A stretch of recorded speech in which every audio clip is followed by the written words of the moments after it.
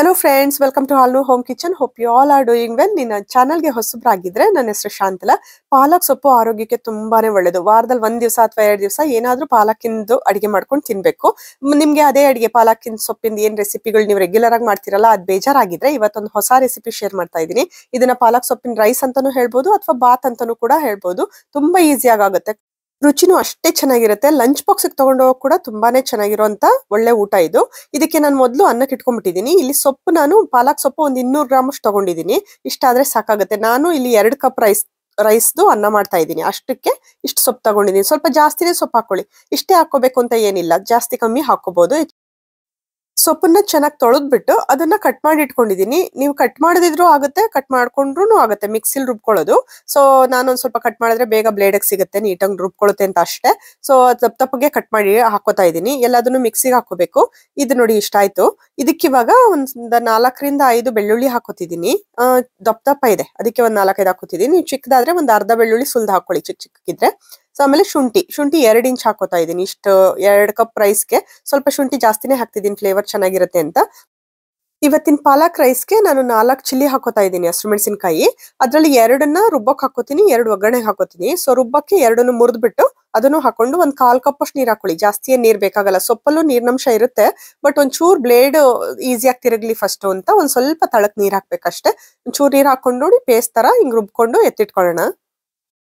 ಇವತ್ತಿನ ಪಾಲಕ್ ರೈಸ್ಗೆ ನಾನು ಬಾಸುಮತಿ ರೈಸ್ ಮಾಡ್ತಾ ಇದ್ದೀನಿ. ನೀವು ಯಾವುದೇ ಅಕ್ಕಿ ಯೂಸ್ ಮಾಡಿ, ಬಟ್ ಉದ್ರಾಗಿ ಮಾಡ್ಕೋಬೇಕು. ಅನ್ನ ಜಾಸ್ತಿ ಬೇಯಿಸ್ಕೊಬೇಡಿ, ಮೆತ್ತಗೆ ಸ್ವಲ್ಪ ಉದ್ರಿದ್ರೆ ಚೆನ್ನಾಗಿರುತ್ತೆ ಅಂತ.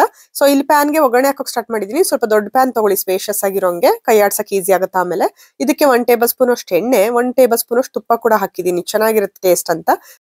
ಎಣ್ಣೆ ಕಾದ್ಮೇಲೆ 2 ಏಲಕ್ಕಿ, 4 ಲವಂಗ, ಒಂದ್ ಇಂಚಷ್ಟು ಚಕ್ಕೆ, 1 ಪಲಾವ್ ಎಲೆ, ಮತ್ತೆ 1/4 ಟೀ ಸ್ಪೂನ್ ಅಥವಾ 1 ಟೀ ಸ್ಪೂನ್ ಅಷ್ಟು ಜೀರಿಗೆ ಹಾಕೊಳ್ಳಿ.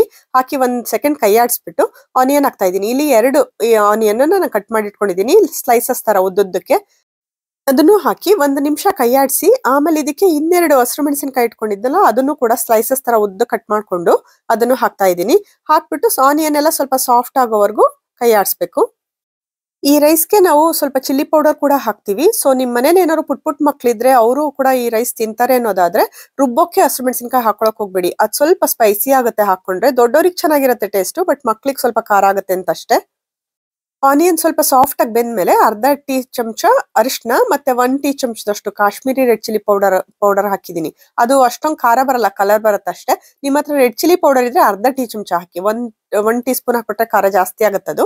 ಮತ್ತೆ ಸಾಲ್ಟ್ 1 ಟೀ ಸ್ಪೂನ್ ಸಾಲ್ಟ್ ಹಾಕಿ ಮಸಾಲೆ ಎಲ್ಲ ಚೆನ್ನಾಗಿ ಆನಿಯನ್ ಜೊತೆ ಮಿಕ್ಸ್ ಆಗ್ಲಿ. 1 ಸೆಕೆಂಡ್ ಕೈ ಆಡಿಸಿ, 5 ಸೆಕೆಂಡ್. ಆಮೇಲೆ ರುಬ್ಬಿದ್ವಲ್ಲ ನಾವು ಸ್ಪಿನಾಚ್ದು ಪ್ಯೂರಿ ಅಥವಾ ಪೇಸ್ಟ್, ಅದನ್ನ ಹಾಕ್ಬೇಕು. ಅದನ್ನು ಹಾಕಿ ಕೈ ಆಡಿಸ್ಬಿಟ್ಟು ಇವಾಗ ಅಟ್ಲೀಸ್ಟ್ 8 ರಿಂದ 10 ನಿಮಿಷ ಲೋ ಫ್ಲೇಮ್ ಅಲ್ಲಿ ಇಟ್ಟು ಅಥವಾ ಮೀಡಿಯಂ ಟು ಲೋ ಫ್ಲೇಮ್ ಅಲ್ಲಿ ಇಟ್ಬಿಟ್ಟು ಮಧ್ಯ ಕೈ ಆಡಿಸ್ತಾ ಬೇಯಿಸ್ಬೇಕು. ಇದು ನೀರಿನಂಶ ಇದೆಯಲ್ಲ ಸೊಪ್ಪಲ್ಲಿ, ಅದೆಲ್ಲ ಹೋಗಿ ಸ್ವಲ್ಪ ಎಣ್ಣೆ ಬಿಟ್ಕೊಂಡಂಗಾಗತ್ತೆ. ನೋಡಿ ಈ ತರ ಸ್ವಲ್ಪ ಡಾರ್ಕ್ ಆಗುತ್ತೆ ಗ್ರೇವಿ ಕೂಡ, ಮತ್ತೆ ಎಣ್ಣೆ ಬಿಟ್ಕೊಂಡಂಗಾಗತ್ತೆ ಸೈಡಲ್ಲೆಲ್ಲ. ಇಷ್ಟಾದ್ಮೇಲೆ ಇದಕ್ಕೆ ಅನ್ನ ಹಾಕೋಬೇಕು. ಇವಾಗ ಈ ಟೇಸ್ಟ್ ಕೂಡ ನೋಡಿ, ಮಸಾಲಲ್ಲಿ ಸ್ವಲ್ಪ ಉಪ್ಪು ಇದೆಯಾ ಇಲ್ವಾ ಅಂತ ನೋಡ್ಬಿಟ್ಟು ಹಾಕೋಬಹುದು. ಇವಾಗ ಬಿಡಿಯಾಗಿ ಸ್ವಲ್ಪ ಅನ್ನ ಮಾಡ್ಕೊಂಡು ಇಟ್ಕೊಂಡು ಅದನ್ನ ಮಿಕ್ಸ್ ಮಾಡ್ಬೇಕು. ನಿಮ್ಗೇನಾದ್ರೂ ಪಲಾವ್ ತರ ಸ್ಟ್ರಾಂಗ್ ಆಗಿ ಚೆನ್ನಾಗಿ ಮಸಾಲ ಬೇಕು ಅನ್ನೋದಾದ್ರೆ ರೈಸ್ ಹಾಕೋಕ್ಕಿಂತ 1 ನಿಮಿಷ ಮುಂಚೆ ಅದ್ ಬೇಯ್ತಾ ಇತ್ತಲ್ಲ ಸೊಪ್ಪಿಂದು ಗ್ರೇವಿ ಎಲ್ಲ, ಅವಾಗ ನೀವು ಅರ್ಧ ಟೀ ಸ್ಪೂನ್ ಅಷ್ಟು ಗರಂ ಮಸಾಲ ಕೂಡ ಹಾಕೋಬಹುದು. ನಾನು ಹಾಕಿಲ್ಲ, ನಾನು ಒಗ್ಗರಣೆಗೆ ಎಷ್ಟು ಹಾಕಿದೀನೋ ಚಕ್ಕೆ ಏಲಕ್ಕಿ ಲವಂಗ ಅದ್ರದೇ ಟೇಸ್ಟ್ ಫ್ಲೇವರು ಬಂದಿದೆ. ಸೊ ನಿಮ್ಗೆ ಇನ್ನೂ ಸ್ವಲ್ಪ ಸ್ಟ್ರಾಂಗ್ ಆಗ್ಬೇಕು ಅಂದ್ರೆ ಒಂದ್ ಸ್ವಲ್ಪ ಗರಂ ಮಸಾಲ ಕೂಡ ಹಾಕೊಂಡು ಅದಾದ್ಮೇಲೆ ಅನ್ನ ಹಾಕಿ ಚೆನ್ನಾಗಿ ಮಿಕ್ಸ್ ಮಾಡ್ಕೊಳ್ಳಿ. ಲೋ ಫ್ಲೇಮ್ ಅಲ್ಲೇ ಇಟ್ಕೊಂಡು ನೀಟಾಗಿ ಪ್ರತಿ ಅನ್ನಕ್ಕೆ ಮಸಾಲ ಎಲ್ಲ ಚೆನ್ನಾಗಿ ಮಿಕ್ಸ್ ಆಗೋ ತರ ಮಿಕ್ಸ್ ಮಾಡಿ 1 ನಿಮಿಷ ಅಥವಾ 2 ನಿಮಿಷ ಮಿಕ್ಸ್ ಆದ್ಮೇಲೆ ಲೋ ಫ್ಲೇಮ್ ಅಲ್ಲಿ ಇಟ್ಬಿಟ್ಟು ಬಿಡಿ.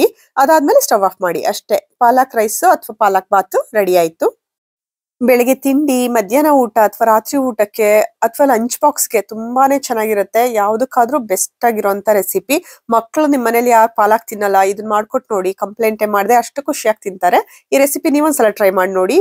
ಹೇಗ್ ಬಂತು ಕಾಮೆಂಟ್ ಮಾಡಿ ಹೇಳಿ. ಮುಂದಿನ ರೆಸಿಪಿಯಲ್ಲಿ ಸಿಗ್ತೀನಿ. ಟೇಕ್ ಕೇರ್ ಎವ್ರಿವನ್, ಬಾಯ್.